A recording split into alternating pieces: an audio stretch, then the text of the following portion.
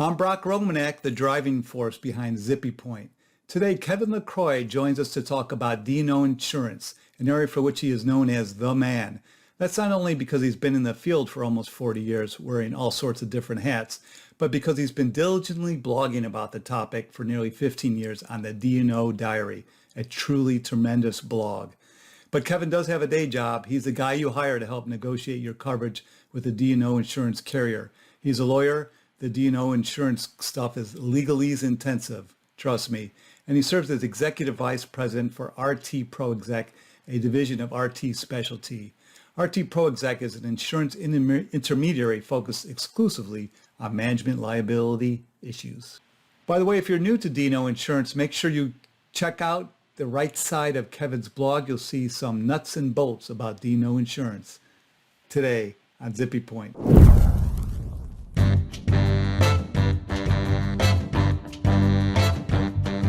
Kevin, what steps do you need to be taking to ensure that you're not in breach of your obligations as a policyholder? It's a good question, and it's not a question that often comes up, honestly. I think most people think of the insurance contract and you think, great, it's an obligation of the insurer to pay money, which is true. But actually, it's a bilateral contract, and there are obligations on both sides, including a number of important obligations on the policyholder side. First and foremost, they have to pay the premium. I think everybody understands that. But they also have certain other obligations that are either conditions subsequent, which will ensure that the policy remains enforceable, or they're just contractual undertakings that the policyholder agrees to as part of the conditions of the contract. So if there's a claim, you have to provide notice of claim. And that's a condition subsequent, or depending on what jurisdiction you're in, it may be described as a condition precedent, but it is in any event a condition to the enforceability of the promise to pay. The policyholder must advise the insurer of organizational changes. The threshold for the notification requirement varies by contract, but it's usually something along the lines of, if the company is making an acquisition that will increase the assets of the pre-acquisition company by 25 to 35%, they have to notify the insurer in order to preserve coverage for the combined company post-transaction. They have to cooperate in the event of a claim. The duty to cooperate is not necessarily onerous, but it can become contentious. For example, if there's underlying criminal charges, it can become very delicate about what information and how that information is going to be provided to the insurer. In the event of a claim, in a D&O insurance policy, the policyholder chooses counsel, unlike in a homeowner's policy or an auto policy where the insurer would choose counsel. But because the policyholder is choosing the counsel, they have to get the consent of the insurer to retain counsel, such consent not to be unreasonably withheld. And in addition, consent of the carrier is required in order to settle a claim. Again, such consent not to be unreasonably withheld.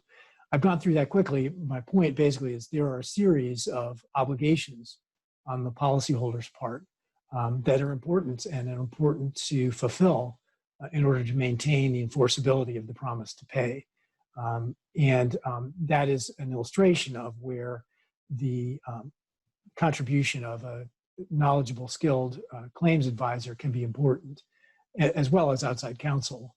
And they should be working in collaboration and cooperation in order to ensure that the policyholder does everything it can to preserve the payment obligation of the insurer. Well, the carrier's role in this, I'm sure if you're behind, you're past due on your payments, they'll remind you that you owe, but maybe they don't do that too hard because, well, they want to get paid. Well, most of what the carrier should do if it feels that it has not been paid or not been paid in full, what the carrier will do next is, in every jurisdiction, defined by regulation. Insurance is a very highly regulated industry, and the regulators are keen to avoid having policies canceled due to non-payment if it's simply a misunderstanding or miscommunication or something like that, as opposed to just simple inability to pay. So there are a lot of regulatory requirements specifying what the insurer must do next if the policyholder is neglected to pay the premium. Where a lot of problems come in is a lot of premiums are financed, and that introduces, a different process that, every now and then has some glitches. So that can often be the source of the problem, and there communication is the key.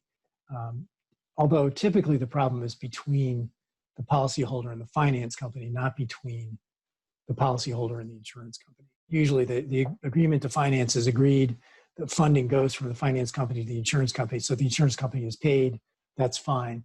Well, then the finance company has to be repaid, and that's where a lot of issues come up. That's, separate transaction, separate contract that has to be dealt with separately, but can lead to some issues on its own. Thanks very much. Yeah.